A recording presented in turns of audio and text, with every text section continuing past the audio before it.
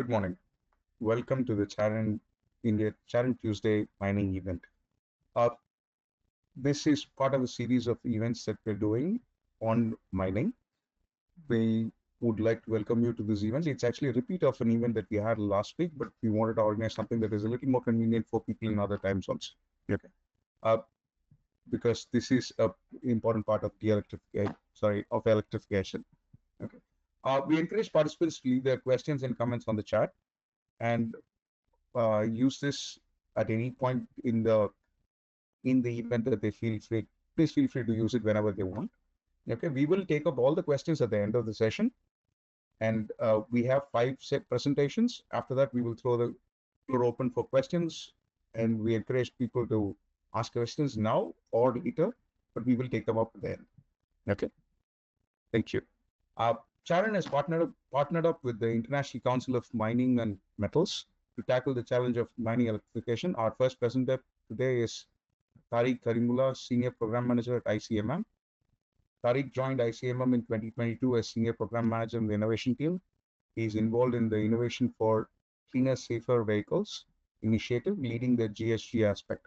He is also involved in climate change topics within the innovation portfolio. Welcome, Tariq. The floor is yours. Thank you, Shivam. Sure. Hi, everyone. So thank you for those introduction and welcome all. So ICMM is a unique industry body, unlike what you might expect, say, from a traditional trade association. We do not exist to just serve commercial interests at all. Instead, what we want is our purpose is to actually, through collaborative leadership, enhance the contribution of mining and metals to the sustainable development in this world. And ICMM represents about a third of mining and metals industry participants. And we have 24 mining and metal companies as our members, and also over 40 national and commodity associations. Next slide, please. Thank you. So typically, mine site emissions are directly linked to use of haul trucks when it comes to Scope 1, and it's close to about 30 to 50% of the overall mobile equipment. One significant challenge that we experience with the surface mining haul trucks is that traditional equivalent is way too versatile. So when you look at alternatives, it is quite a mammoth challenge. And when you compare it to the scale, it's equivalent. 28,000 of these trucks are equivalent to 15 million passenger cars in terms of emissions.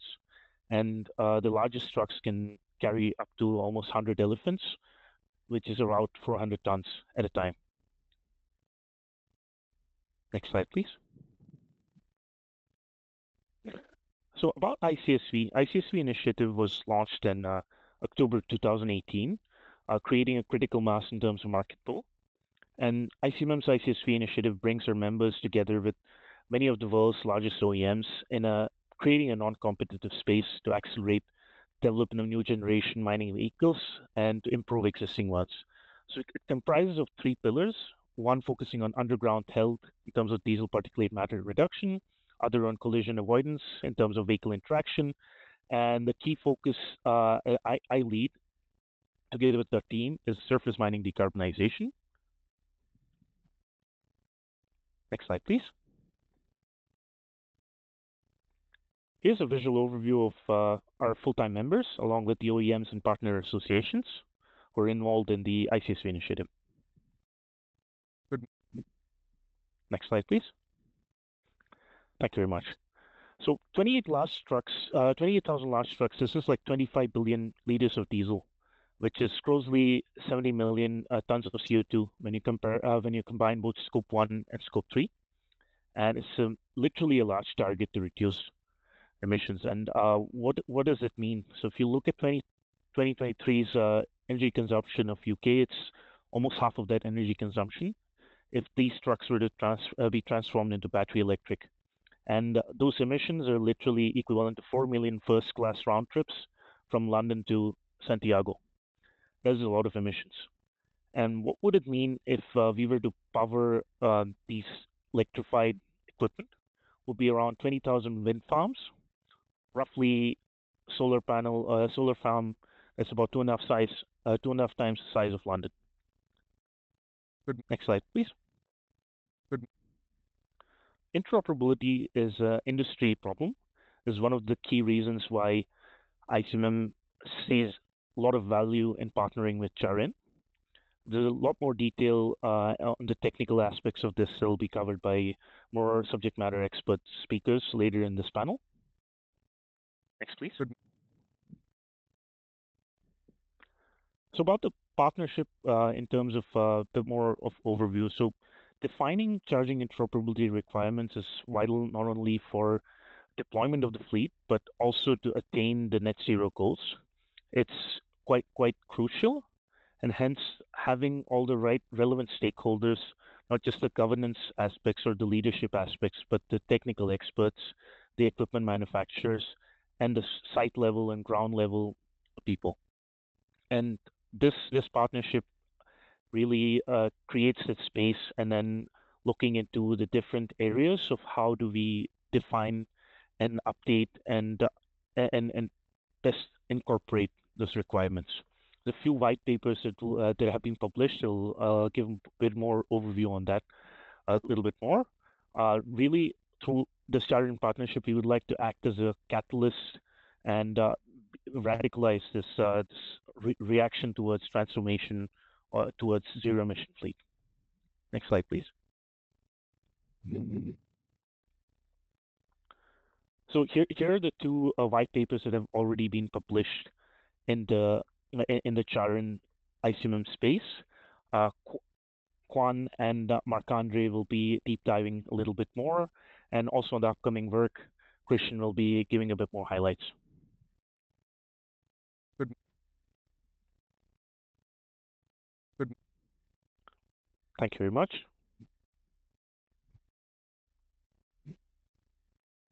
Good. Good. Good. Good. Good. Good.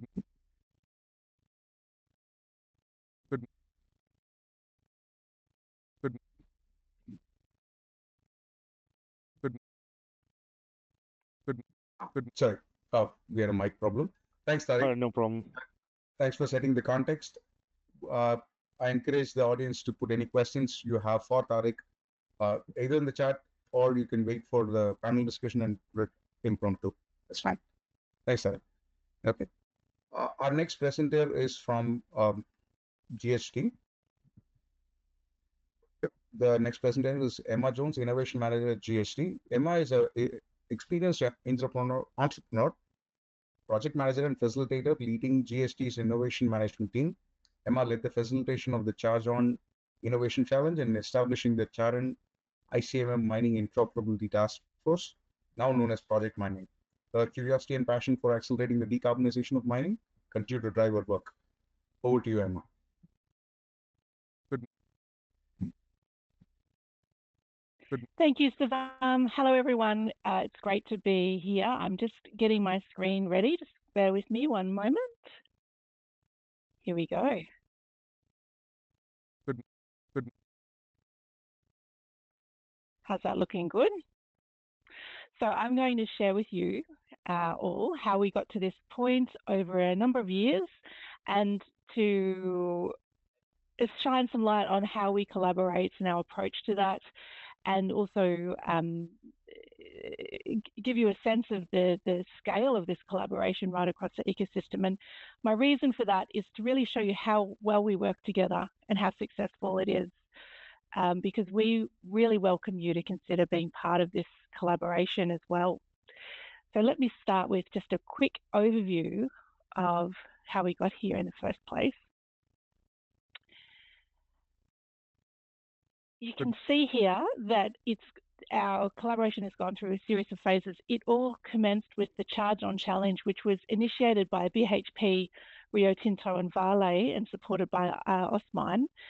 They wanted to solve this technical problem around electrification of haul truck fleets. They received more than 80 submissions right across a range of industries, and they shortlisted that down to 21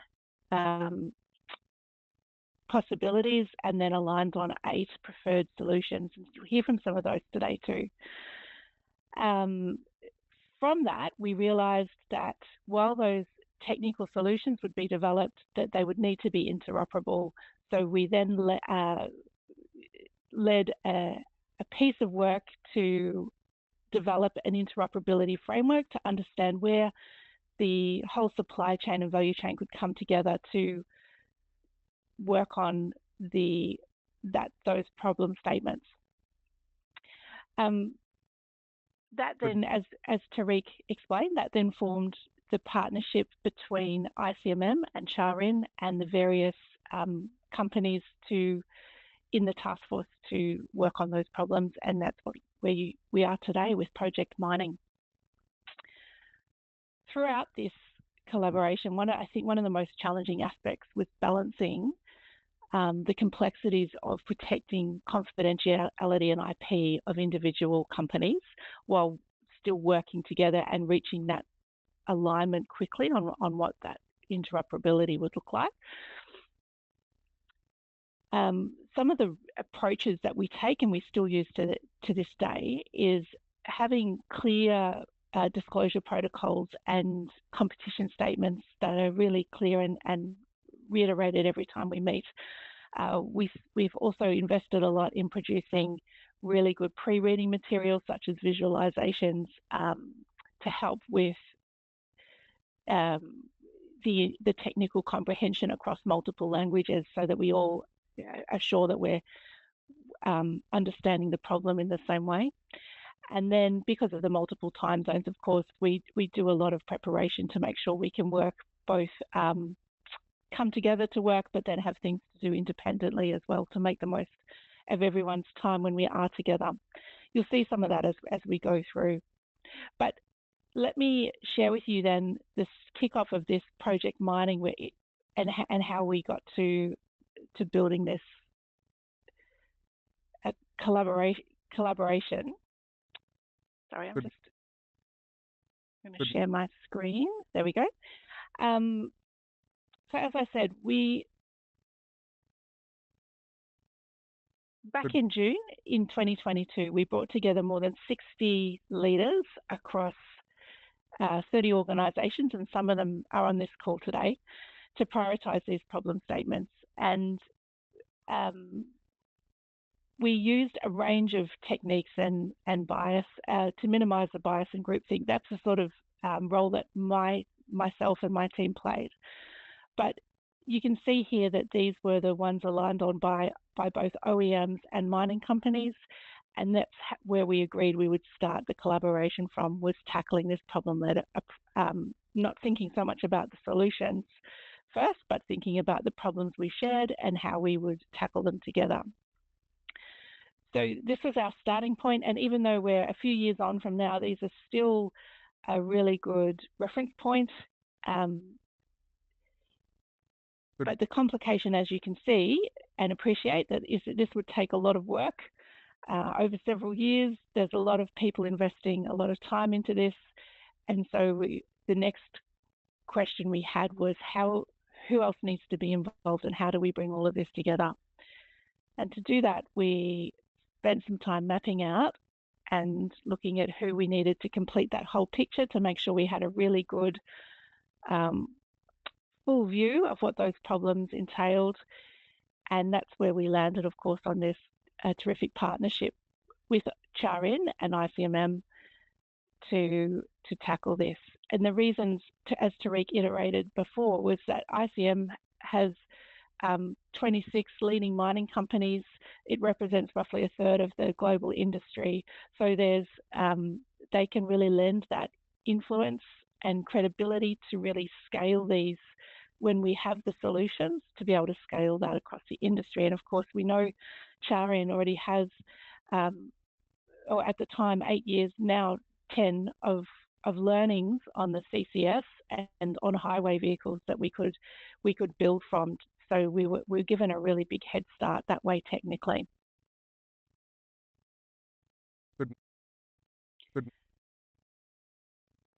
So we had the problem statements, we knew who we wanted to involve, and then the next question, of course, was then, well, what is the scope that we will work together on? And this is a diagram that explains that, basically.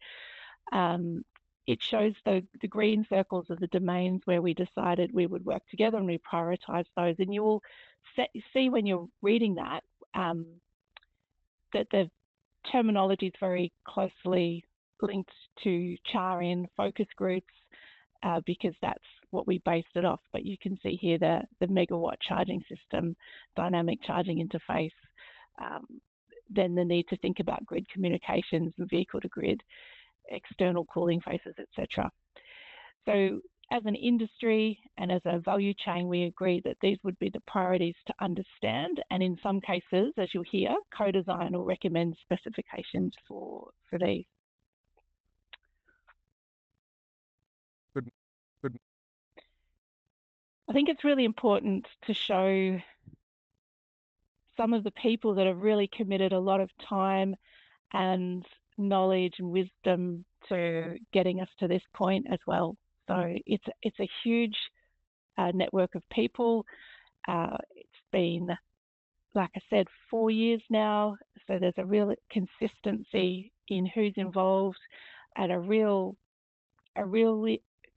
sense of camaraderie and commitment between lots of organisations who are collaborating extremely effectively.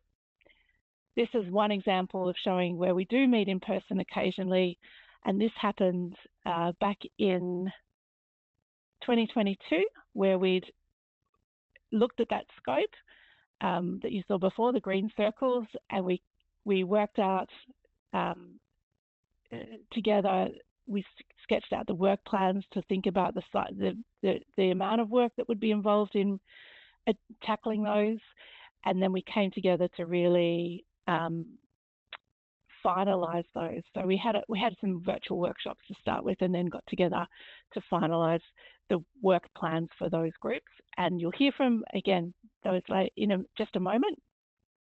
We also developed a charter for the task force, which is now Project Mining, which really made sure we were aligned on purpose and governance and the scope of the broader group, so that we would always have that bearing as we progress through several years. And we've still got a way to go. There's still lots of opportunity to contribute your wisdom and knowledge to this as well. Here's a quick example of that overview of what we decided back in 2022 that we would be tackling. And you can see on the left with the learning, adopting and adapting, that was really about learning from CharIN, what was already there, how we might adapt that into the mining industry, but also knowing that for the X-MCS and the dynamic charging interface, that there was some co-design that needed to happen there, and we needed to work together to define what those requirements would be. So my last message to you, I hope you can see how well this team works, how much we've already achieved, and that encourages you to really think about being part of this. It's not more work, it's work that will really make your company have confidence that you're working towards what will be the industry standard as well. And it gives you a huge opportunity to collaborate with people right across the world, which is not naturally given by many organisations. So it's a great chance to really work closely with other peers who are just as passionate as you. Thank you, and over back to you, Sivam. Good. Thanks, Emma. Thank you. Again, to the audience, if you have questions specific to a speaker, we'd request you to add that also in the chat question, so that we will know whom to direct the question to in the panel discussion. Thanks, Emma. We'll now move on to the next presentation. The next presentation is by Dr. Quan Lee, Principal Advisor at Rio Tinto. Dr. Quan Lee is a Principal Advisor with the Group Technical at Rio Tinto and Rio Tinto, and a Chartered Professional Engineer. His area of focus is heavy mining equipment qualification, with a particular focus on charging infrastructure and systems. Now, Dr. Quan had an unexpected time conflict, so he provided a recording of his presentation. He will, however, be joining for the panel discussion to take your questions. Can we have Dr. Kwan's video, please? Hello, my name is Kwan Lee and I'm from Rio Tinto. It's been a privilege to lead the Dynamic Charging Interface subgroup since it began as part of the Mining Task Force. I want to thank CharIN for organising this CharIN Tuesday webinar. This is a great opportunity to showcase what Project Mining has achieved, which includes the work in defining the requirements around dynamic charging interoperability and the white paper that was published last year. First, I'd like to acknowledge the traditional owners and custodians of Brisbane, where I'm based, and their unique connections to land, sea, and the environment. I pay my respects to their elders past and present. Here is our standard disclaimer.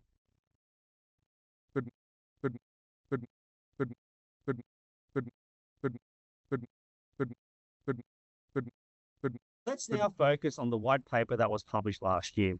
You can download this from CharIN website. First, putting together this white paper has truly been a collaborative effort from everyone in the working group.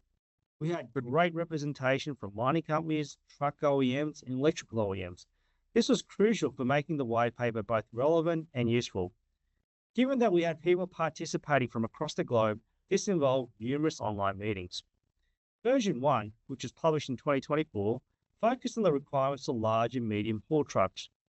Work on version 2 has commenced. Towards the end of this webinar, I will share with you what we are considering for version 2. The white paper defines dynamic charging as the transfer of electrical energy from an overhead or roadside position electrical conductor to a mobile equipment while the mobile equipment is in motion. So here is an example of a haul truck on a trolley assist system. How the electrical energy is used depends on the haul truck type. For diesel electric haul trucks, DEHCs, electrical energy is used to propel the haul truck while it's in motion. Petrol electric haul trucks, VHTs, use dynamic charging to charge and propel while it's in motion. Dynamic Charging Interface, or DCI, is defined as the connection point between the power connector and the power onboarding module. The power connector is a generic term used in the white paper for the pantograph, current collector, electrical pickup device, which is shown in blue in this picture. The power onboarding module is a generic term in the white paper for the trolley box inverter cabinet, which is shown in red in this picture. There are many examples of trolley assist systems that are being used in the mining industry. This is an infographic from the white paper. It shows some of the implementations that have been good references for dynamic charging in the industry. This shows the examples that span across the different truck class sizes. We've used the category definitions from the Association of Equipment Manufacturers to group the trucks as being large, medium, and small underground. For small on-road, we've aligned this to the US GVWR classification. The white paper recognises that while trolley assist system is the current technology, there are emerging solutions that may find application in the mining sector, namely the side rail mounted systems, for example, Blue Vein and the electric road system from Honda. But as you have seen from the recent Mine Expo, new systems have been proposed. Therefore, there is increasing interest in dynamic charging and notably side rail mounted systems for the large class trucks. This has been one of the motivating factors for undertaking a version 2 of the white paper. The white paper has been written generic enough to consider both existing and new technologies. So why do we need the white paper? As stated here, it's about driving standardization and interoperability.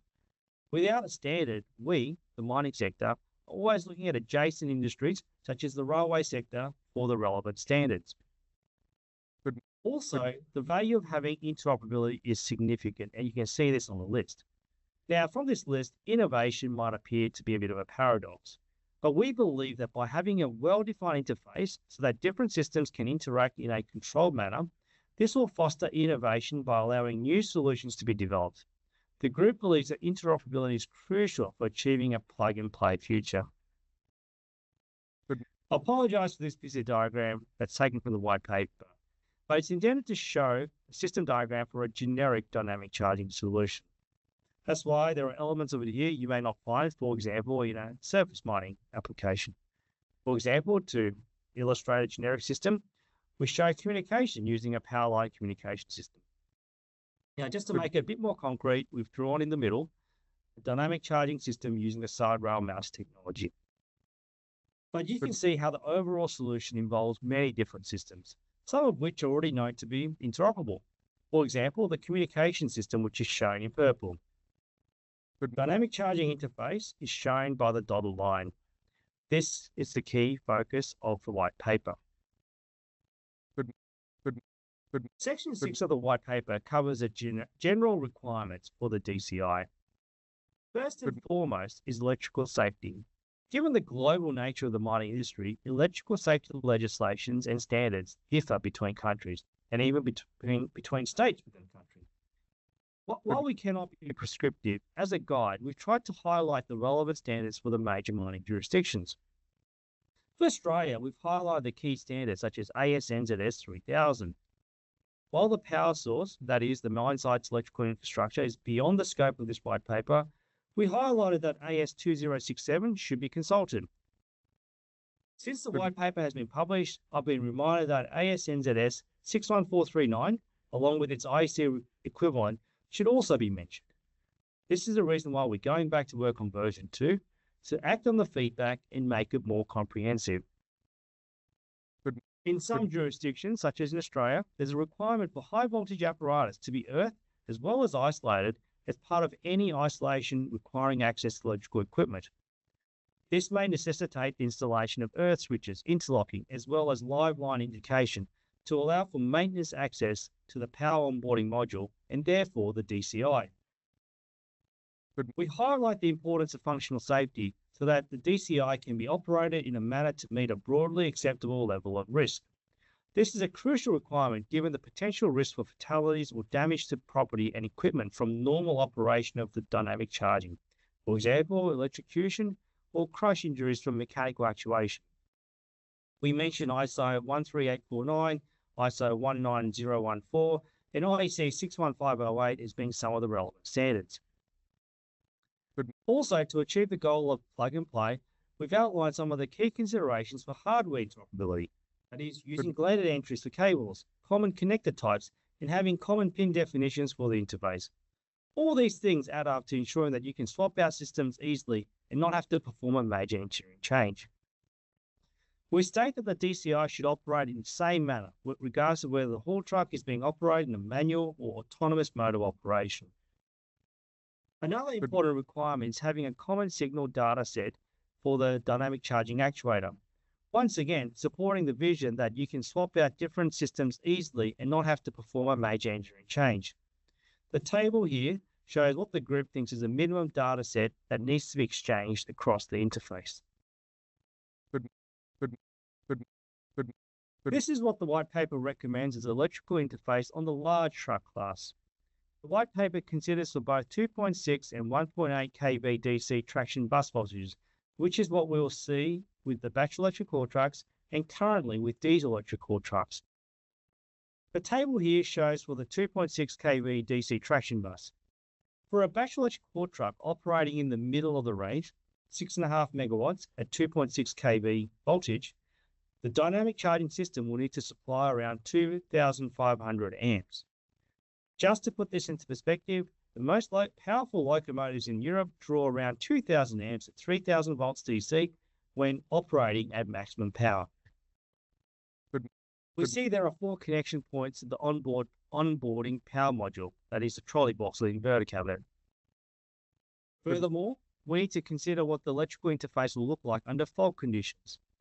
As the working group lead, I like to say that this is the start of the discussion and more work needs to be done on this topic. But I want to acknowledge the various electrical OEMs who have been involved in the discussion around the short circuit currents.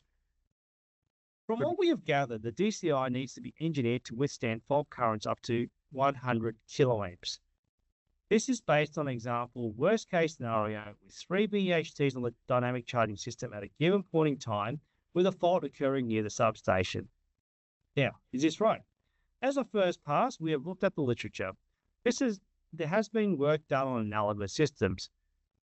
For example, the work by Brueggemans and co-authors that involve the Brussels Regional Express Network shows similar level of fault currents would indeed be encountered.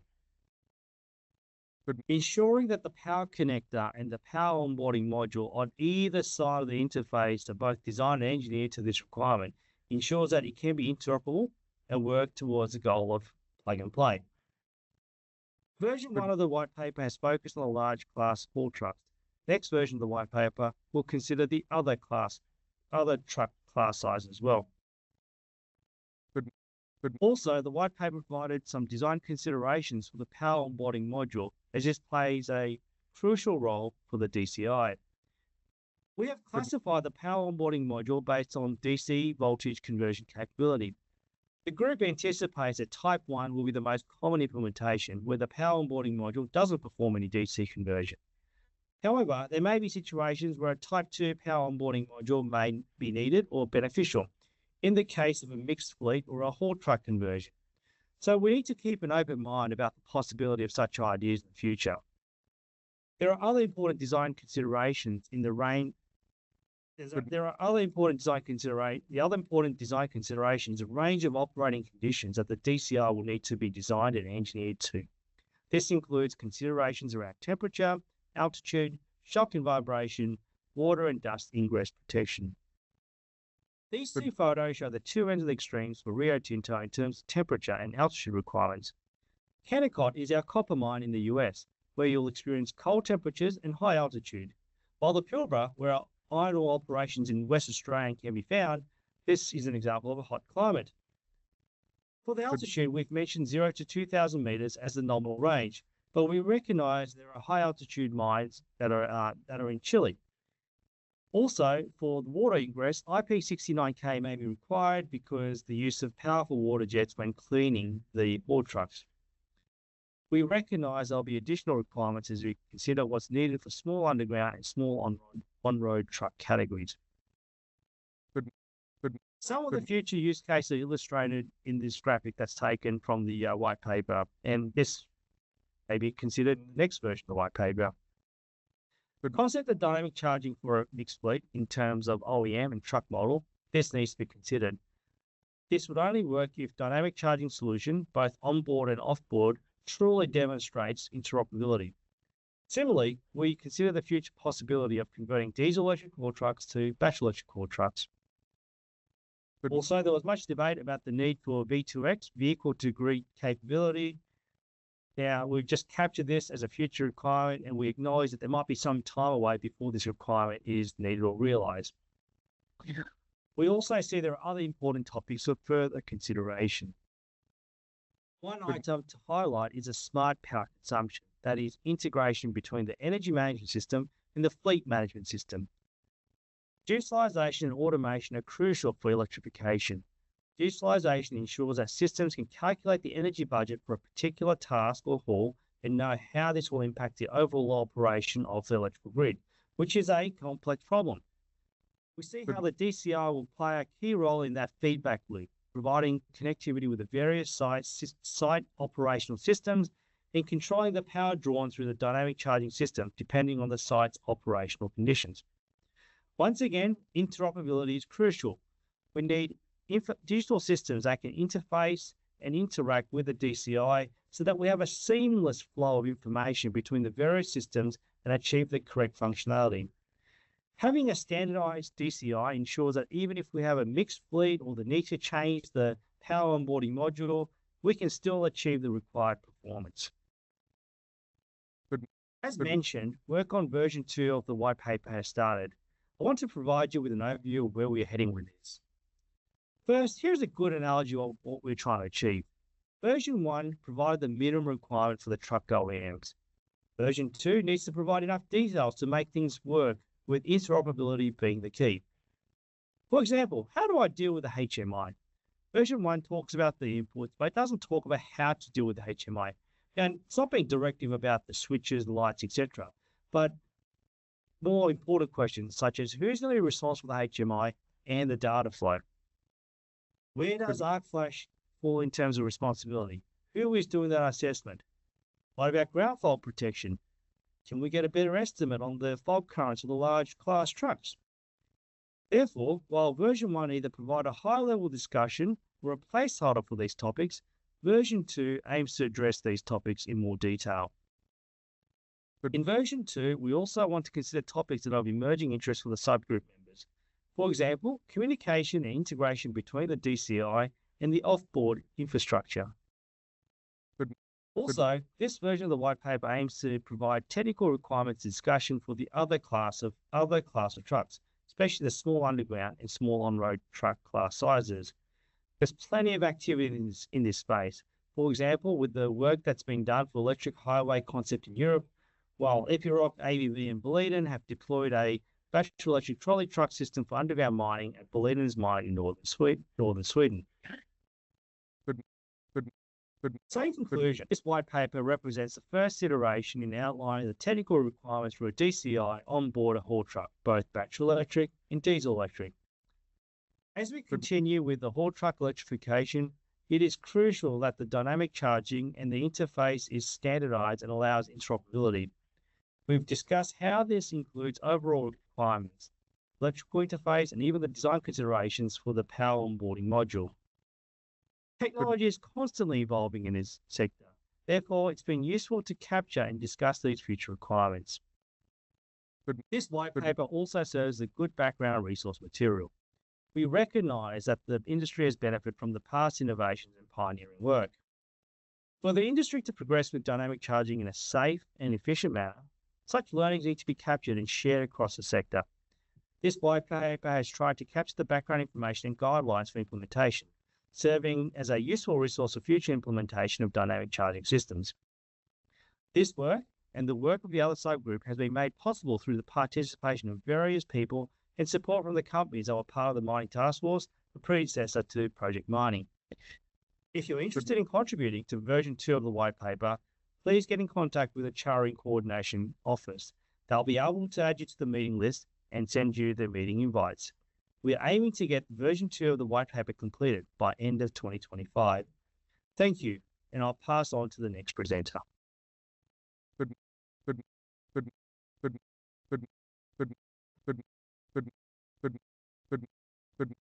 Thank you.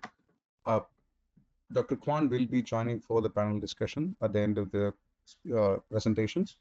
So if you have any questions directed for him, please keep them in reserve while we get to him in this session. The next session is on Ruggedized MCS by Marc-Andre Beck or Grivix. Marc-Andre is the founder and CEO of Grivix, a pioneering company in megawatt and autonomous charging technologies. With over 14 years of experience in electric mobility and an executive MBA from IMD, he is dedicated to advancing innovative solutions that shape the future of sustainable transportation. Over to you, Marc-Andre. Thank you, Sivan.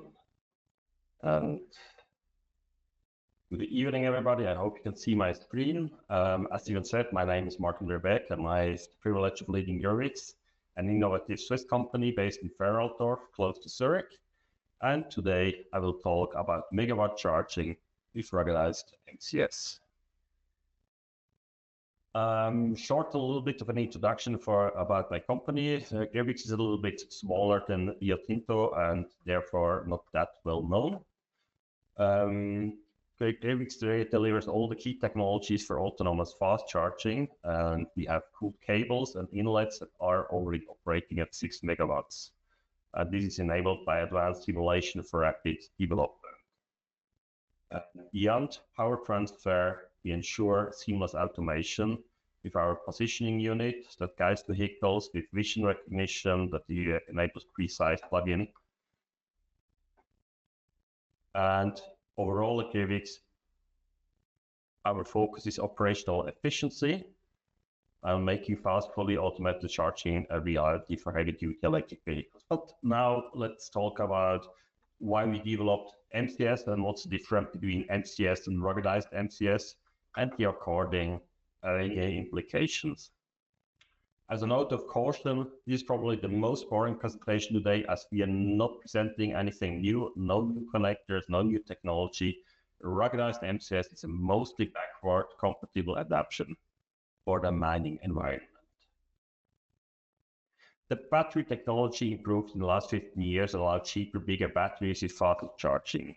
The C rate in passenger cars increased with growing battery packs, allowing for a charging speed 15 times faster than 15 years ago. Just to remind this time frame, this development allows fast charging at the rate of currently 3C in passenger cars and 6 to 10C in very specialized mining battery packs. And we are already in touch with companies here in Switzerland that develop technologies to charge the vehicles at 60C, which means a full charge in 1 minute. So the need for fast charging solutions is a given. When we started the first cooled cable project, we were amazed to achieve 500 kilowatt, which was 10 times faster than what you had at the fast charging stations back then in 2016, 2017. Now, with regular megawatt charging systems, we are already charging faster than 3 megawatt, which is faster than filling in gasoline in a regular gas station with an energetic equivalent of less than 3 megawatt. And with the release of the Ruggedized MCS at the charging rate of 6 megawatts, the technology became ready to be used in heavy-duty applications to charge huge mining batteries in just a few minutes. Another example that I like, as I'm living in a quite nice village at the lake here in Switzerland, with Ruggedized MCS, we can already almost plug and unplug a complete village. The village I live in has 12,000 inhabitants and quite some industry with a nominal consumption of 13 megawatts. So with 2 ruggedized MCS connectors, we could almost already plug and unplug the whole village. So about the ruggedized MCS white paper itself, over the course of 14 months, 128 participants collaborated on the white paper before its publication last October. Numerous requirements were gathered in a joint working group with X-MCS, which will be presented in the next speech, to assess the expected impact of chemicals and determine the necessary IP rating. Additionally, the electrical characteristics were slightly adjusted. You can directly download this white paper by scanning the QR code which is on the screen. Also a note, this white paper is final. There will be not a second version. All the adaptations are already in the white paper defined here.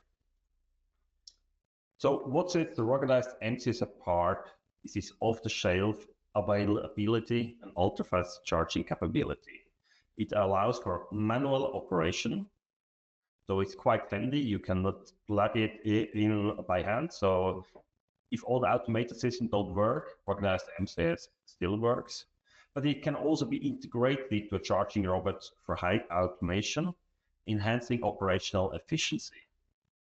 And its compact design saves valuable space while enabling rapid and efficient charging station deployment. Additionally, technology is already produced in high volumes, with reducing costs. So let's take a little bit a look what exactly we have done or what is being described in the white paper. Overall, in cooperation with CharIN and ICMM, the MCS standard has been adapted for harsh environments. We kept it mostly backward compatible. Most notably, it has a higher IP rating, which was achieved with an additional sealing. The sealing makes it harder to plug in, but the connector can still be plugged in into a regular MCS inlet, and the regular MCS connector can be still plugged in into a ruggedized MCS inlet. We defined an impact rating for the shell and the cable to be tested, which leads to the use of usually of an aluminum shell for the connector and not the plastic shell as you see on the regular MCS connectors. And it also allows charging at a higher voltage of 1500 volt versus 1250 volt in the regular MCS, and current of 4000 amps versus 3000 MCS in regular MCS, resulting in a charging power of 6 megawatts. Please note that the increased voltage also increases the maximum Y capacitance, making it mandatory to wear rated gloves. The new ruggedized MCS is plug-in compatible, but not always voltage compliant. We figure this is not a real problem because the heavy-duty mining vehicles are not often seen outside of mining areas.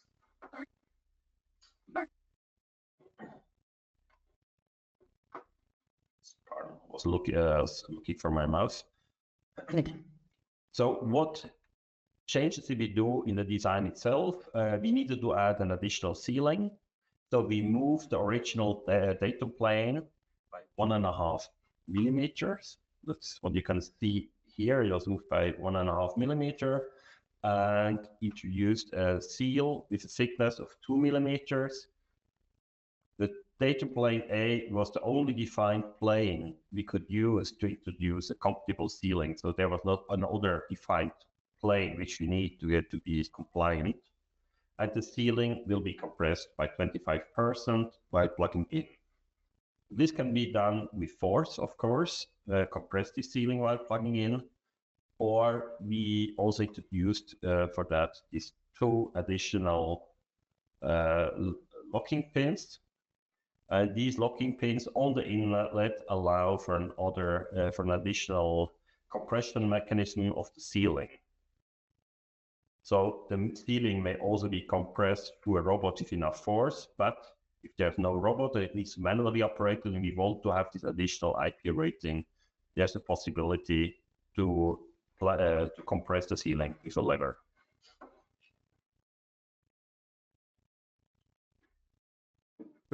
The technology itself is already running at 4,000 amps. This has already been proven.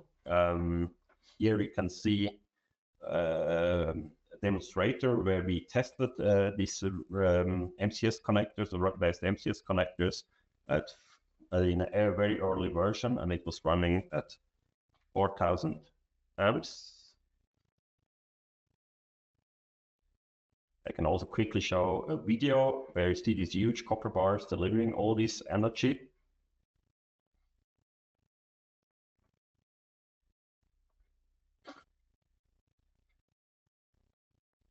This is the cooling unit, which I cannot show, unfortunately. But here you see that's a very old setup where we have these super small cables coming from these huge copper bars. So the technology itself is proven and works in the field.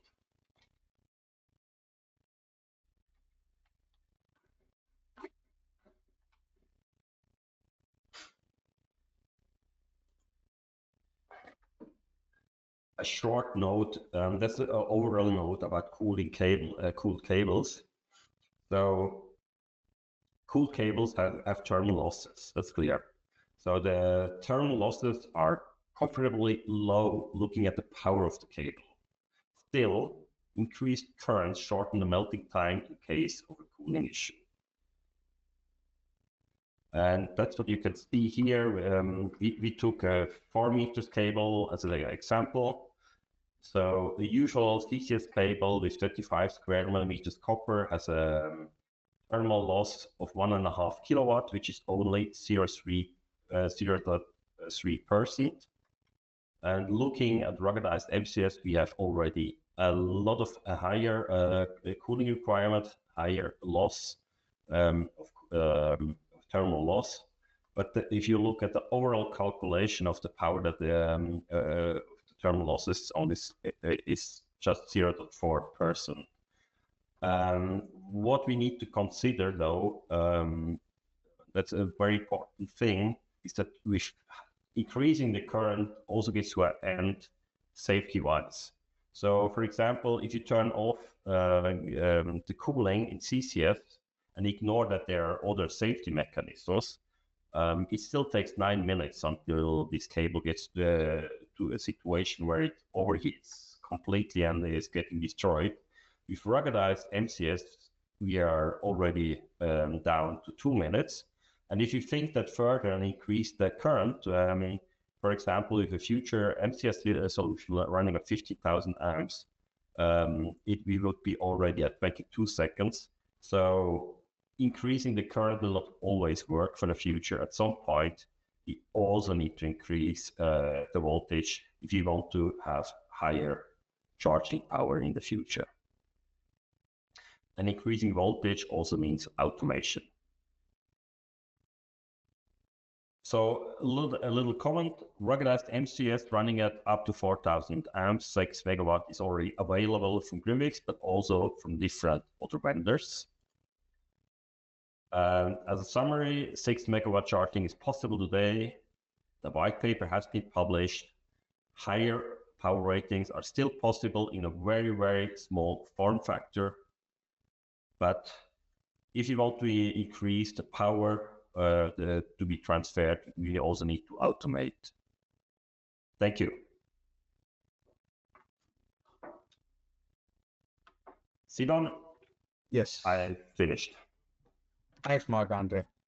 I have some questions for you on what you've presented, but I will, of course, keep them for the question answer session at the end. Okay, thank you. Very interesting stuff. The next presentation is on X-MCS by Christian Ebert, Global Solutions Manager at Hitachi Energy. In 1992, Christian joined ABB in power systems, transformers, high voltage cable installations. From 2020, he is the Global Solution Manager and Transportation segment at Hitachi Energy. Over to you, Christian. Yeah, I hope you can see my screen. Hope it's working. Yeah, okay. We can see the screen. Please go. Yeah. No worries. Wait. So, okay, so now we're coming to the next level of charging, to the X-MCS charging. This is X stands for extreme megawatt charging. So we heard in the previous sessions, let's say about, just Marc-Andre said 1.5 kV. Now we double the voltage. I come to that in a minute. So just to go a little bit back in time, also to refer to the presentation of Emma Jones, it all started more or less 4 years ago in January 11, 2021, when the CharIN Innovation Challenge started with, let's say, with the group of companies who were behind it, or are still behind it, BHP, Rio Tinto, Vale, and some other 20 plus mining companies and OEMs with the CharIN Innovation Challenge. And you see here on the right hand side or in the center, let's say, what was the challenge to power up such a large whole truck, 220 tons payload up to 400 tons, and to have a charge of 400 kilowatt hours in a certain amount of time. And on the picture here, you see where I'm coming from. I'm coming from, let's say, electrical infrastructure, high voltage systems, substations with transformers. And since 5 years, I'm in the Hitachi Energy, the solution manager in the transportation sector, which does not mean only e-mobility, but also for ships, for rail electrification, and where we also try to use a lot of components here. And future systems are going also to electrify, let's say, airplanes.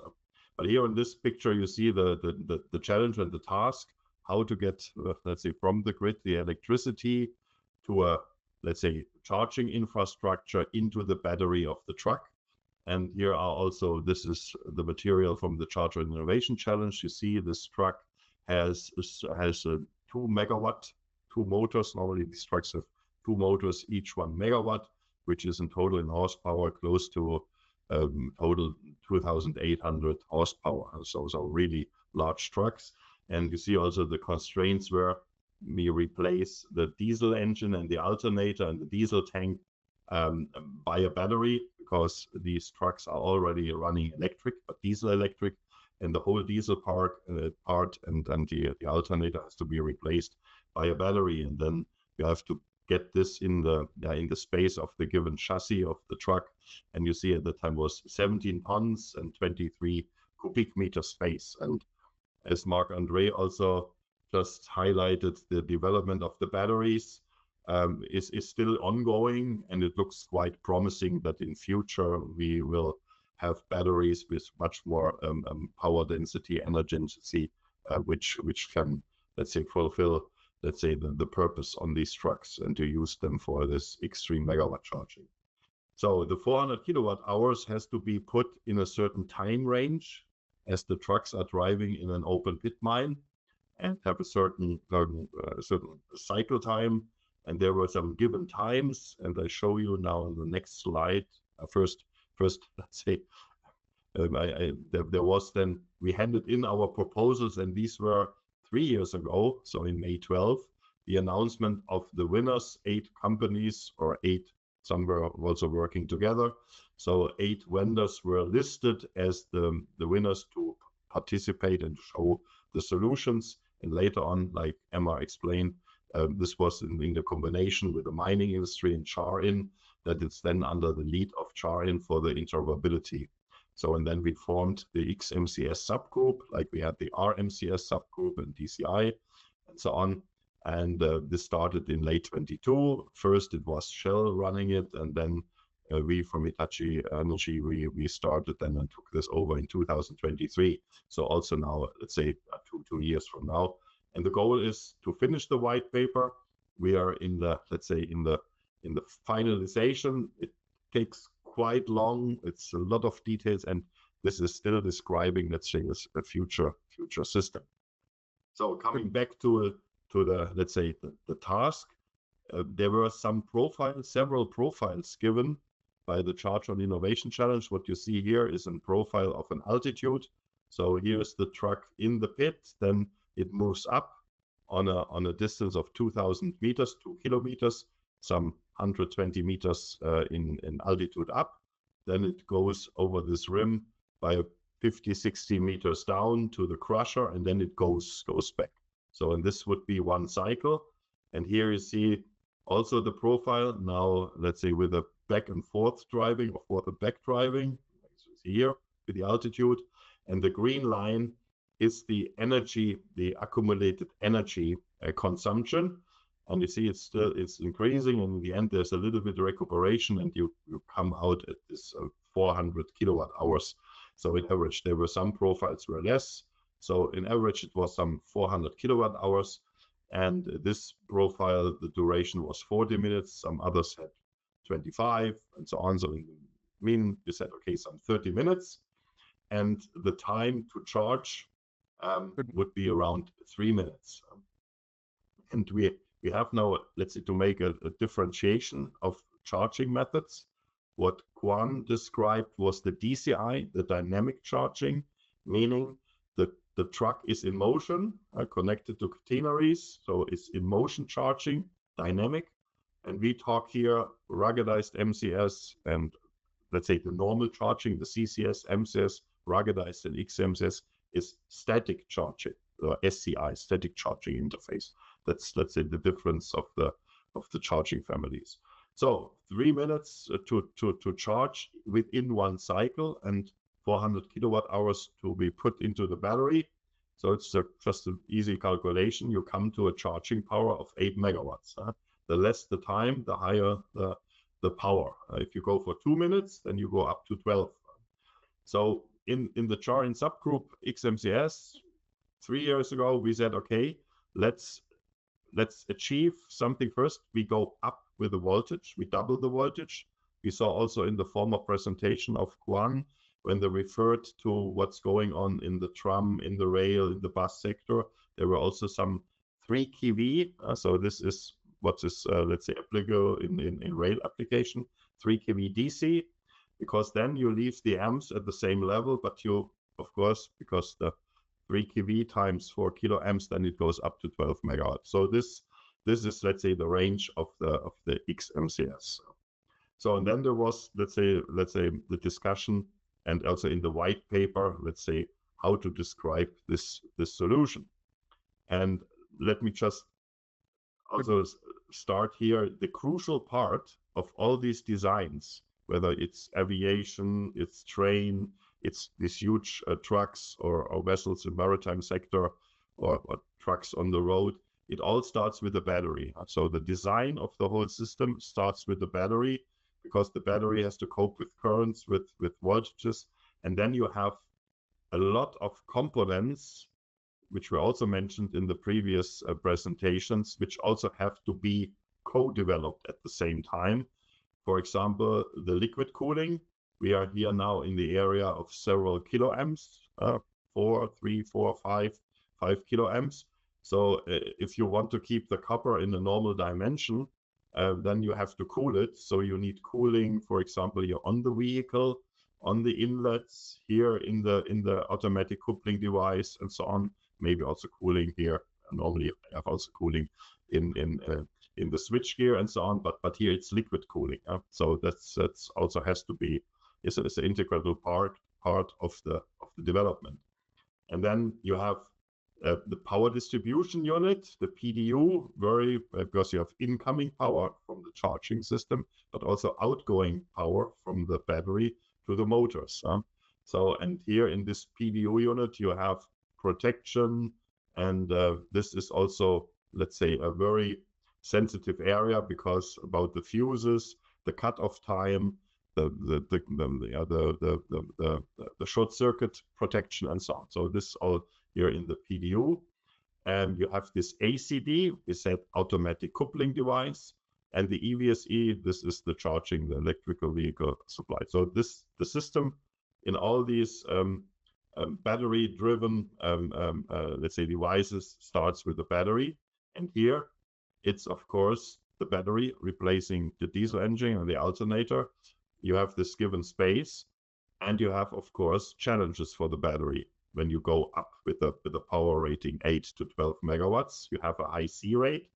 C rate is easy to calculate, charging power divided by the battery capacity. So if you have a car with 100 kilowatt hours battery capacity and you charge it with 100 kilowatt, it's 1. If you charge it with 200 kilowatt, it's 2. If you charge with 1 megawatt, then it's 10. And this C rate, it's not like filling a tank with liquid. The C rate has an impact on the battery chemistry, and some chemistry cannot cope with high C rates. Some others can, but then have other, let's say, properties which are not so advantageous, for example, weight and so on. And here in this area, in the defined mining space, for example, you have these cycles and you have a 24/7 operation. So you can, with a, let's say, a cycle of 30 or 40 minutes, you come in a year when the truck is running 8,000 hours.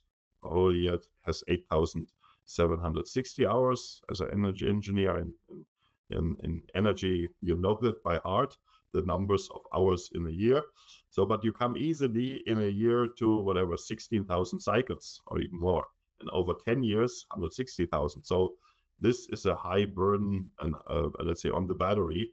And of course, you do not want to replace the battery every second year. Meanwhile, we see in the industry that there are battery chemistries who can cope with that. We have experience from buses where we charge, let's say, with 600 or 800 kilowatt, also in small time duration, 30, 50 seconds, but it's with 600 kilowatt on a battery which just has, let's say, 60 kilowatt hours. So it's also a charge rate of 10C. But here in the X-MCS, we could do it factor 10, factor 20. So that's the challenge. Of course, this has impact on aging and degradation, and of course, we are working now on a voltage level which is not yet applicable to batteries. We had, let's say, or we still have a lot of discussions with battery manufacturers, let's say, how to design this.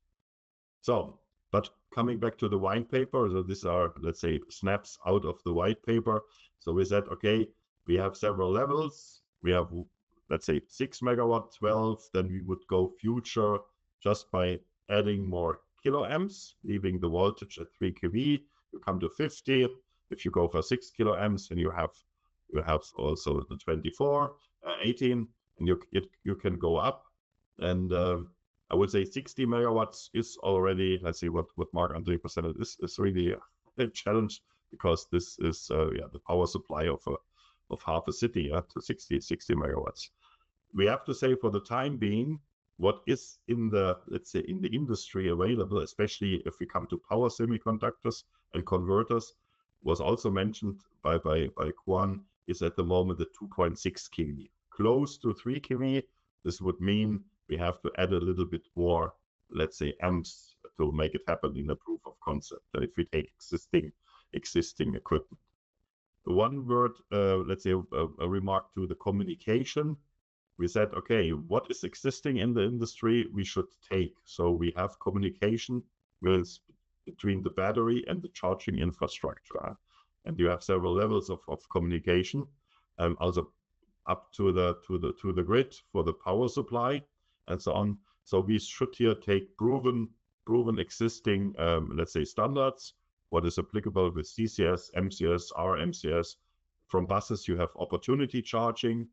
When we come to, let's say, autonomous driving vehicles, we recommend Wi-Fi and let's say wireless connection.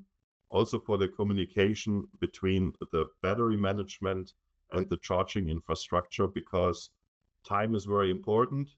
And when the truck approaches the charging station, data could already be wirelessly exchanged between the battery management and the charging infrastructure, so that immediately after contacting, the charge could start. So because normally you take some 10 to 15 seconds or even more until the charge starts when you just do it, let's say, cable-wise. Okay, so then we had some discussions about safety implications. First of all, I mean, we talk here about a quite large system. So we handle here several kiloamps. Will be difficult to do this, let's say, manually, because you have cooling in the cable and so on, a lot of weight. And Marc-André mentioned, okay, that in RMCF you have safety gloves, to use safety gloves because of the increasing Y capacitance at 1.5 kV. And if we go now on the double voltage with 3000 volts, it's clear that we cannot tolerate any human touch during charging. So it was also a lot of discussions that in this 2 or 3 minutes, the driver cannot get off the truck, and nobody from outside should touch anything here from the EVSE or the truck or cable connecting in between. But I think this is not such a problem because we are in a special place. We are not in public space, so you can have some interlocking systems and so on. But there's also in future, if this could be, let's say, if there would be solutions, earthing solutions, you have to see. But for the time being, it's really that nobody should touch it during the system, during, let's say, the charging of the truck. Good. Just to show you the let's say, how the charging duration is depending on C rates, what this table shows, this was the 400 kilowatt hour charge, the energy refilling or the recharge, the 400 kilowatt hours. And we took, at the beginning, we are in the range of a 1 megawatt hour battery. First of all, you take quite a large battery for this, let's say 60% of the batteries, okay, would not be used. So 600 kilowatt hours is not used. You just have 400 kilowatt hours. But the reason for this is that you have, let's say, a stable current flowing during charging. Because if you go to 90 or 90 or over 80% charging, then of course the inner resistance of the battery goes higher, and the charging power and the power rating goes down, and the current. So that's why you have to use a quite large battery, and this is of course has a weight implication. But as said before, during the years, the power density and energy density does a lot of progress. So these batteries getting smaller and smaller. And here you see let's say the power with the power we charge. So if you take in this example, for example, 1 megawatt, which is 1C, then you have 24 minutes. So unacceptable in a cycle of 30 minutes. So the truck would just standing around and that would only charge. So if we go up, for example, 8 megawatt, what we said, which is just the request of the 3 minutes, then you have 8C. And if you go for 12 for this 2 minutes, then you have 12C. And this is the question, let's say, how much cycles can a battery, let's say, stand before you have to replace, or the aging is too much. But we see that there's a lot of progress underway. Future systems, 20C, or what Mark said, Marc-André said 60C. Okay, let's see. But then also the current, you have to handle this current then also. But then you have this, let's say, in the range of 1 minute. this would be, of course, a big step forward. So coming to the proposals, let's see, to the contact proposals. What you see here is on the left-hand side is a guided open contact solution. So we have an automatic coupling device. It's clear the driver has to park in a special position, and then the system has to operate automatically. So, and here this is coming from the bus world or pantograph. So then you have an open contact solution for that. So that from the side or from the top, we said, okay, would be here for the side. Buses do it mainly from the top. Then you have a kind of V-shape, a funnel, and then the system clocks in. It's open, so you have no IP rating and so on. The other solution would be a pin plug socket arrangement for that. You have the side. Also, some systems are existing where a robotic arm, let's say, puts the plug into the socket or a pin. There you can have an IP rating like an MCS or RMCS, let's say up to whatever 66 or something like that. So completely sealed, very safe. So both systems have their advantages depending on the mine site and the location. I mean, this looks very nice and clean. In the mine site, it looks a bit different. So you have to adjust is the alignment. We had a lot of discussions about angles, about how many centimeters and so on. In the end, we have to find it in the proof of concept. So let's say how much tolerances are allowed. But for sure, you are not in a bus depot with everything is paved. Here you are in the outback, and after every rain, let's say some things can change, and the mine site is constantly changing. We try here to take similar solutions, as said before, from rail and maritime sector. So we learn from the others. There's also in CharIN our groups also now taking care, especially of in the marine sector, and use proven components so that we do not have to invent the wheel from the beginning. So our conclusion at the moment, let's say this white paper, when it's finished, it's a recommendation. It's also a paper, let's say, just to initiate, so to have a start point, but then later on it has to be, let's say, there's further development needed. And we see a lot of, let's say, good development, especially in power density and in the energy density in the battery cells, especially which has a positive effect on reducing weight and dimensions of the battery packs. And yeah, in the whole industry, when we were already bullish, I think everybody was bullish 3 years ago, and now we first have to consume and digest, let's say, the MCS and the RMCS, so it goes stepwise. This X-MCS is really the next big step forward. So, and the other part, what we also have to mention is we're talking here about large energies, so 8, 12 megawatts. It's not only one, it's not one vehicle, so you have several vehicles. And with our power consulting, let's say, department, you can easily get then, let's say, 20, 30, 40 megawatt sites just for the trucks. So, and then you have also other equipment. So you also have to think, where is this power coming from to remote sites? How to generate this if it shall be CO2 and let's say free electric power, and also has to be very stable. So there's a lot of things to do. And first, for the further development of the X-MCS, we need, of course, all the parties involved. So collaboration between mining industry, mining truck OEMs, battery OEMs, and charging infrastructure OEMs like us. And maybe also, let's say, what we see, for example, the e-truck charging for big charger parks. Now, for example, here in Germany, there are programs. The utilities have to be involved because we talk about several, let's say, tens of megawatts, and this is a must that also, let's say, the utilities have to play a role, and even governments. Okay, so with that, I conclude and hand over back to you, Sivan, please. Thank you. Good. Thanks, Christian. And with this, we close all our presentations for the day. Can I invite all the other speakers also to join us for the question answer session, please?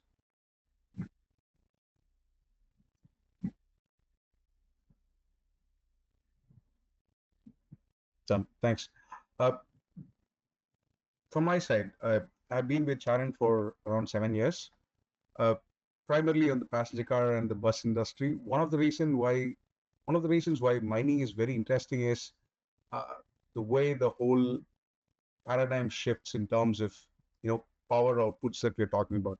I mean, where I come from, 100 kilowatt is still considered a decent amount of power. Okay, so that way mining is very exciting. The way we keep pushing the threshold. Before I get to the audience questions, I think I'd like to ask my first question to Dr. Kwanli. Let me ask you this from a practical applications point. How easy is it to retrofit existing mines for amplification? I mean, is it something that you see happening all over the world, or is this something that's going to be only in well-funded mines in, say, the first world? I mean, how fast do you expect electrification to actually move into the mining world? Yeah, no, that's a really good question. I mean, I think there's no clear-cut answer for it, but I certainly think, it won't just be in mines in certain countries or regions. I think it is possible, different parts of the world. I mean, if you look at, say, the dynamic charging systems that are already out there, you've got systems both in North America, you have systems in Africa as well, so, already existing. So I think it will happen across a broad geographical range, but it also just depends on just the mining conditions and just a whole heap of other factors. So I think it's quite hard to say, yes, it will only happen in certain parts or certain commodities. So, yeah, but, we are sort of certainly seeing a lot more activity in this area. So, yeah. Do you expect any specific, say, vehicles perhaps to get electrified faster than other equipment? Is there anything that, you can say from your experience? Yeah. And I think this is well known as well. Certainly, this is also the scope of the second version of the white paper. The underground mining has a very different driver for the electrification. For them, it is around the elimination of diesel underground, because diesel particulate matters, and also just burning diesel requires additional ventilation. So for underground, they have a very different and unique set of, drivers for the shift towards, electric vehicles and battery electric vehicles as well. And, you can see that they've actually got quite a lot of activity in that space. But for them, the drivers are very different. So, yeah. So, got it. Thanks. I have one audience question. The question is, what would you rate the application readiness or commercial readiness level of RMCS and X-MCS for scale or high volume adoption? I think I'll leave it open, but whoever wants to answer this. RMCS is, of course, Marc-André's subject, but we welcome other inputs also. Over to you first, Marc-André. Can you take this question? You're on mute. Yeah. I think you just got unmuted. You're fine now. Please go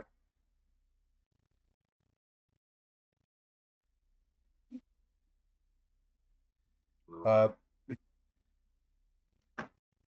Marc-André, can you speak now?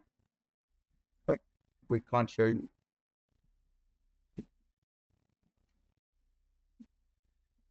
I think we have a problem with the mic. Maybe I can just circle back to this question in a couple of minutes while the team actually figures out what the issue is. Okay. So my next. now it works, right? Yeah. Okay. So let's stay on. Now you can hear me, but I can't hear you anymore. So I can talk forever now. The simple answer, it's available for testing. So if you want to test it this year and bring it to the testing ground, that's available. Also different suppliers. So that's a go. And you will not scale it this year anyway, because and if you talk about mass adoption, that's definitely going to be possible from 2026 on, and we will see that in vehicles. We will already see it this year on the testing ground, but we will see it next year directly in the field. Yep. Got it. Yeah, maybe I can say to the extreme megawatt charging, I would say this will take a while.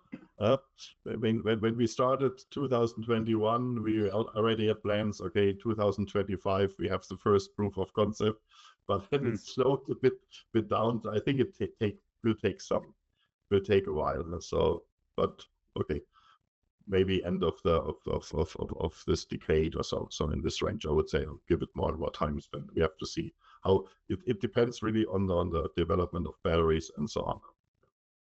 Good. Understood. Maybe I can just tag on a question to you, Christian. I mean, you're talking about massive amounts of energy going into these batteries. Are there actually batteries in the pipeline or commercially available which can take this amount of energy? Or maybe I can just throw it out to the other panelists also. I mean, are we talking about something that exists already in terms of, say, a 60C or a 20C capability with the large amount of cycles that the battery would still have to stand? Let's say there is one chemistry which we know from our experience at buses, which is LTO. So these batteries can consume a lot. And, for example, we had this discussion. We had so-called flash charging buses. So these are buses. They have just a battery of the size of 100 kilowatt hours, charging with 800. So it's 8C, and doing this now for years. And there is more or less no real aging. So in the beginning, there was a scheduled change of the battery after, let's say, 4 or 5 years. But now, meanwhile, the battery you can have it during the lifetime of the bus. So there is some progress made. Here now in X-MCS, we're talking about, let's say, 10 times higher. Let's say the link. But I would say, yeah, let's say 15C. So then I would be a bit careful. Okay. Not to stress too much, but there's progress, and there's also other chemistries now also coming. Let's say to have a high C rate. Post lithium, you mean other chemistries? Understood. Okay. Marc-Andre, this is specific for you. This is my question. When you were doing your presentation, I saw that you had a 2 minutes safety buffer on RMCS with the cooling system flights. Now, that sounds like, I mean, a little bit small to me. Are there any options to increase the time for RMCS and actually also the future MCS, because there it said 22 seconds? Are there any, I mean, let me just throw it as an open question. Is there any way we can actually increase this to more than 2 minutes? My point was, if you increase the current, you can always cool away the heat. But if you continue increasing the current, at some point, the risk of failure becomes bigger. And of course, there are other safety mechanisms. And I just wanted to position it as a general view that just increasing the current will not work forever. That's the statement. Of course, there are also you have safety mechanism. You always see temperature at the connector, at the inlet, and the outflow. You see all the time the pressure on your system. So that's the way. But you cannot go on forever and just increase the current. I said, okay, we were at 9 minutes, now we are at 2 minutes. To the future, we're gonna be probably at 30 seconds. And the time frame in the case of an error just becomes very, very short. And from this, we want to continue the power. There are 2 options: whether we use a lot more copper or aluminum. That is not a problem, but then the things become very heavy and it takes a strong robot. Or we increase the voltage. It cannot be operated by humans anymore, and we need also a robot. So there's no way around to automate if you want to do higher power charging in the future. So kind of ruggedized MCS is the end of the line. From now on, we need to start automating. Understood. Okay. I have one last question to the project mining people. That's Emma and Tariq also probably, in the sense that how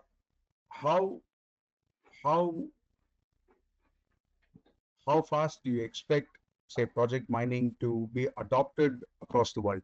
We have seen standard fights in passenger cars. We have seen it in buses. Do you see any serious issues in terms of standardization of the actual project mining outcomes, or is the industry so small that you can actually agree before the problem gets out of hand? This is more of a political question, actually.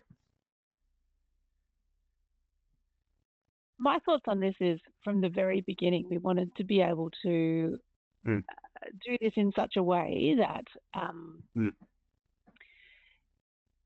that we could define the scope so that anyone working on this would have confidence that that their technical solution would be heading in the same direction as the industry. So yes, I think what helps this cause is the support of ICMM, who represent the top 26 mining companies globally. But we are very aware that technology will continue to advance and change, and there will be new solutions proposed. But to what Quan was explaining too, that the way we're approaching the scope of the interoperability is to allow for those new technologies to come in as well. So I think what I've learned from being part of this group is, and through my innovation experience, is it's always that balance of knowing enough to get to the next step, and to having that, but having that flexibility to be continually questioning and allowing for things to change. And I know that that's a very motherhood way of explaining it, but I think we've demonstrated that too. Fair enough. Thanks, Emma. Couldn't have put that better, Emma. I think when you look already at that time, could you hear me? Yeah, please. I think I was asking for No, that's fine, Shimam. I think when you look at the timeline that you had on one of your slides, Emma, already on how the CharIN challenge, beginning with a few miners and already more miners weighing in, and then leading into that ICMM CharIN partnership, it's already a good proof. And one of the key reasons also was to kind of avoid a Tesla CCS kind of situation, or a USB Type-C Apple charger kind of situation in mining. So I think that is already a great sign. And yeah, absolutely, open mind and transforming those unknown unknowns into known unknowns. I think that's one of the keys. Thank you. That was very well put. The unknown unknowns have a way of changing the equations. I'd like to throw the floor open for questions. I will start with one of my own, actually. But before that, maybe a little bit of context. Okay. It still surprises me when we talk about numbers like 6 megawatt. Barely 10 years ago, a bunch of us in the automotive industry were advising the government, and we were telling them that 50 kilowatt is probably overkill, 30 might be fine, because these things are expensive. Okay. Now, just to realize the impact of 6 megawatt on a vehicle for charging, when it is a little bit of a shock to the system, even to me. Okay. Maybe what I will do is first, I'll put this question to all three of you. I'd like your inputs on this. Okay. It looks like the industry is quite aligned on technical stuff. Okay. What do you think are the biggest roadblocks slowing the large-scale adoption of electric mining trucks? Is it regulations, investments, standardization, availability of models, capex? Like, what do you think is the problem, and what do you think might change? One after the other. Whoever wants to go first, please feel free. Yeah, maybe I can I start? So I think it's a mix of everything what you just mentioned. So, for example, as I said, we have a very steep development curve. For example, in the batteries. If you take, let's say, the normal electric car, people realize when they buy now an electric vehicle, and they are not the early adopters and the freaks. So the normal people said, okay, do I buy an electric car or a diesel engine or gasoline or whatever? Then they see, oh, this car is already in 2 years' time really old, because the battery and all the systems have so much of development. So I compare it really with the first generation of iPhone or smartphones. So we were used to buy every 2-3 second years, or say a new iPhone and to go. Now with the iPhone 10, maybe it still works.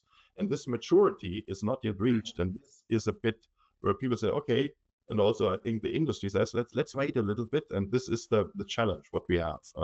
Let's just do this and that, and nobody wants to spend, because now we talk about CapEx.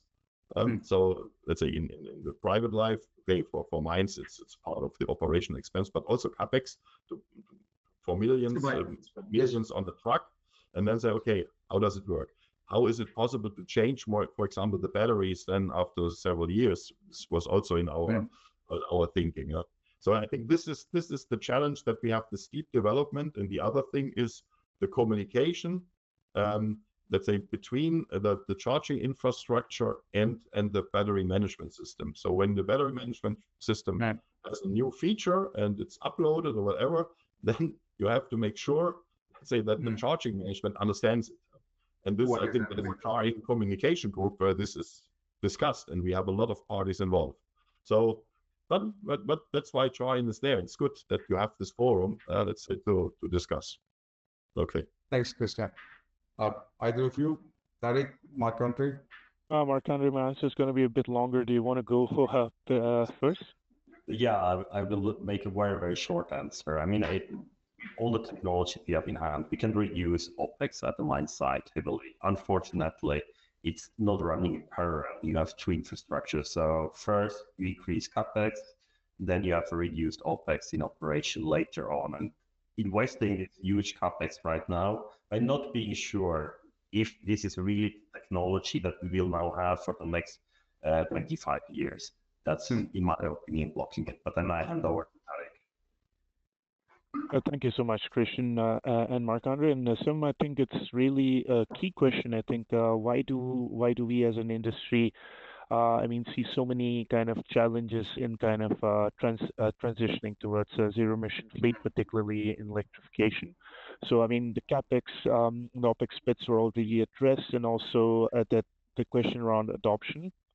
And those are very valid points, but there's a very key thing as well when it comes to mining. I mean, it's been a very conventional and traditional industry where you take a diesel machine, it can operate in any kind of altitude, any kind of environment. With electrification, you need a lot more change management and safety. And how do you get electricity to the remote mines as well? I mean, even if you have the trucks ready, and even if the CapEx is at a cost competitive aspect, I mean, you still need the amount of energy. We're talking, I mean, you saw some of the numbers in my slides. And if you look at the amount of energy needed, how do you get those the energy set up already? I mean, if you take Chile as an example, today the mining industry consumes close to 30% of the national grid. And if we were to electrify all the mining fleet there, then you will have to double the grid capacity. And there's a lead time to get PPAs in place. There's a lead time to get infrastructure on the site as well. So when we look at the net zero goals and we look at those targets, I mean, it's critical that we achieve that. So what are the governments and what are the policy people doing there, and how can we as an industry collectively collaborate, create a space where we can share this insights and knowledge, so that acting as a catalyst to kind of drive this change. So that we feel is like, the enabling conditions are the key to that. Understood. Thank you. I have one from the audience. The question is this: we are talking about large blocks of power connecting and disconnecting to strong and weak power networks. What infrastructure to enable integration of these loads into the mining grid have been considered? I'll leave it open. The audience, the question in the audience did not direct it to a specific person, so I'll leave it to any of the three of you to answer this. What infrastructure to enable integration of these loads into the mining grid have been considered? So essentially, you're talking about grid stress. Yeah, I guess. I think that's exactly let's say one of the challenges. Also, what Tarek was saying, that if you power up these mines, then you either put a power plant next to it. Okay, you can have renewables. You have a lot of things like battery energy storage, so wayside batteries and so on. But there is no downtime allowed, so you need a very stable grid. There is no way around that. You say, okay, because of some wind missing or not sun or whatever, so we cannot operate the mine. So and that's a crucial part, and then you have loads coming up, so you need some kind of buffers. If I think already in technology terms, the same thing what we have with charging locations for this future e-truck charging locations along the highways, so that maybe the grid has not the full capacity, but you buffer with a battery, let's say the pins. So this is all about, let's say, to consult and work together with the utilities. So we have the same thing. You can set up chargers quite fast, but to get the power connection, they talk to utilities and then, okay, 4 years approval for that, 3 years there, 2 years building time, and then, what do I do with the charging? So this has to be aligned. And we have to look really here holistically, and utilities also connected to politics, state. So that has to be a common approach, what was also my last slide. So otherwise, it will only work on some proof of concepts, but not if you really roll it out. Not industry-wide. Got it. Do you have anything there? Yeah, Marc-André, sorry, you were first. After you. Yeah, I keep it very short again, Tarek. So this is my very personal opinion that we need to think also about how to build a grid in a mine site, because a mine site is like an island. It's remote, it's far away from whatever. And we have DC consumption and DC production there. So we need to think about how to build a DC power grid where we put a lot of batteries in parallel to swallow all or to provide all the energy to this heavy duty application. I mean, we are talking now about 6 megawatt charging. We had a discussion 12, 15 megawatt charging. Now I already made an outlook for 60 megawatt charging in the future. I mean, this will all come, and you cannot take that from the mid voltage AC grid. That's completely impossible. And so you need to find a solution where you have like different battery packs in parallel to the DC grid, and maybe also a lot of production that you have nearby, hydro plants or whatever. And of course, you still keep an AC and mid-voltage connection to the mains, but that's just filling up the batteries and not really stabilizing the grid. Right. So it was a little bit longer, Tarek, but I hand over to you. No, on the contrary, I think that that really emphasizes on the key topics there. Thank you, Christian and Marc-André. I think there's also a slightly operational aspect on the kind of way in which the mines are operating. If you just take the dynamic example, I mean, if you look at traditional trolley assist with diesel, the key incentive back in the day was actually for being more productive, not necessarily on cutting down the fuel, but it was an added advantage because through the trolley, you were reducing on-site emissions as well. So not only were you saving on the fuel burn, but you were also going faster up the grid and producing more. But when you look at electrification, could you actually slow down or go at the standard rate as what you would do with business as usual and use that additional time to kind of charge your trucks? Do you use more trucks so that you don't have to have that much dependency on the grid, or how does the scheduling work? So there's also elements to that. I think that when you look at automated fleet as well, or autonomous fleet as well, that where you can gain a lot more in efficiency and energy. All of those aspects will also feed into that on how do you adapt to your grid, or how do you design your energy supply and all the parameters on the mine. Understood. I have another from the audience. The question is this: why cannot this MCS cable also carry an earth/ground cable, like in reeling, trailing cable, as a solution to earth, ground, the truck? Let me maybe rephrase that a little bit. Why can't the MCS cable also carry a ground cable, like a trailing cable, as a solution to ground the truck?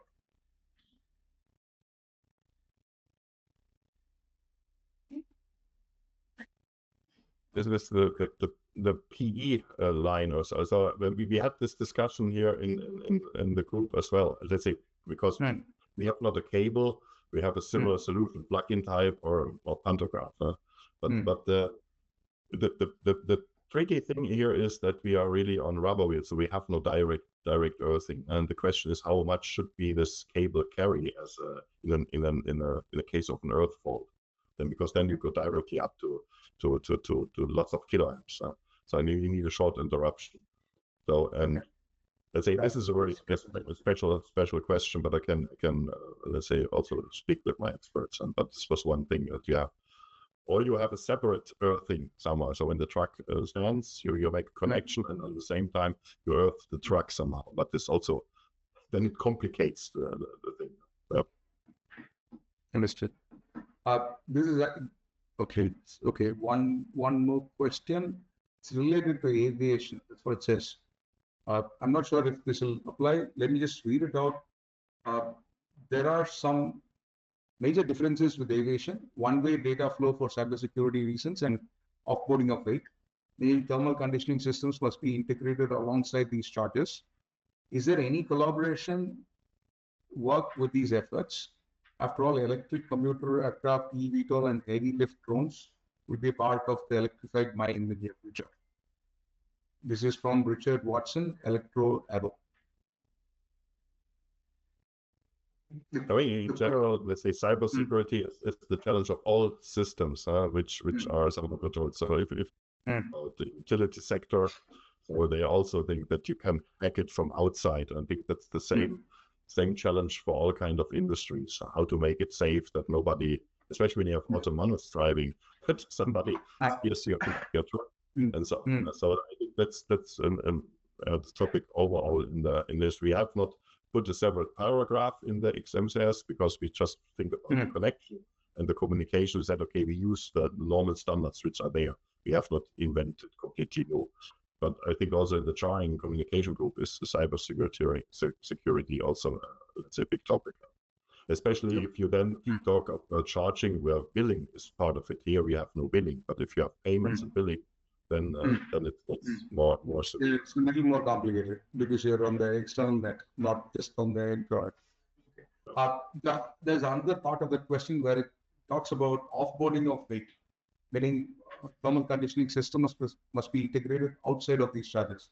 When they're talking about aircraft applications where some of these thermal conditioning systems, I guess, would be not on the vehicle types. So is there any collaboration work with these efforts is the question.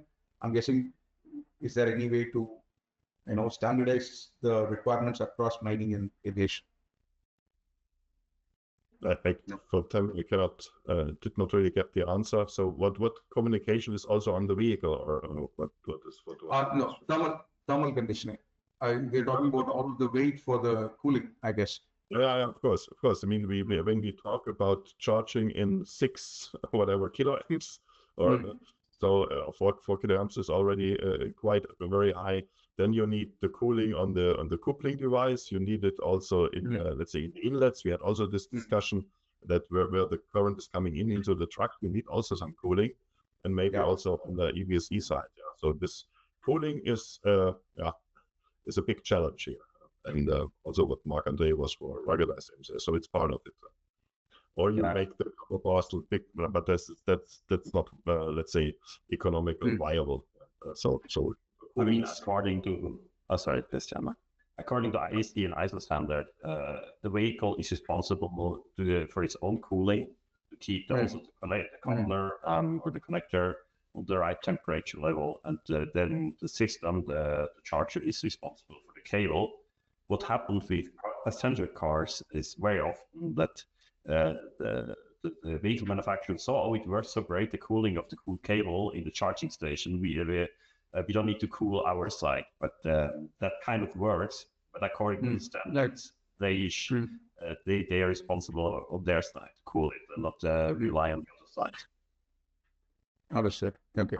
I do have one question from my side, though. It's to all three of you guys. I mean, on the MCS inlets, when you're talking about this much current, what kind of life do you expect out of these connectors? I mean, on a standard CCS2 inlet, I would say they're generally rated around 10,000 mating cycles. 10,000 waiting cycles for even a public charger is probably at least a couple of years. Okay, so but in your application, we're talking about, I think it was Christian's presentation. It said 16,000 charges per year on the battery, which also means 16,000 times you're plugging in and out. What kind of expectations do you have on life for these things? Pretty much. Pretty much.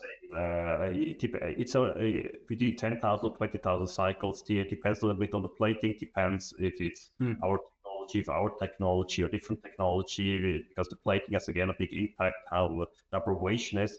The temperature itself has no impact. I mean, if you run it at 2,000, 4,000, so big problems is aberration with plug-in. That's the plating of the connectors. And the other thing is dust, dirt, and all this.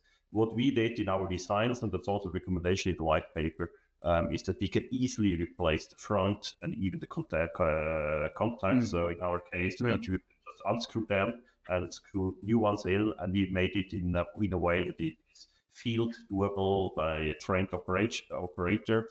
Doesn't need to be from our company, can be from any mining operator. And then it just means, every half a year you just replace these elements. There is a new connector. Yeah. Only on the infrastructure side, or on the vehicle side, that's we have some but I think it's not plus. But we need to be seeing the field. Understood. I think we have run out of questions from my side also, actually. Thank you for the presentations. Thank you for the discussion. I learned a lot. I'm sure the audience also learned a lot. Thank you.